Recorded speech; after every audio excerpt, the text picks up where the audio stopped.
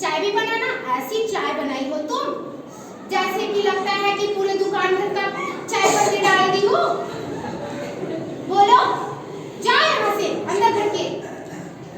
कैसी बहू है तुम्हारी बहू का तो संस्कार ही नहीं भरी।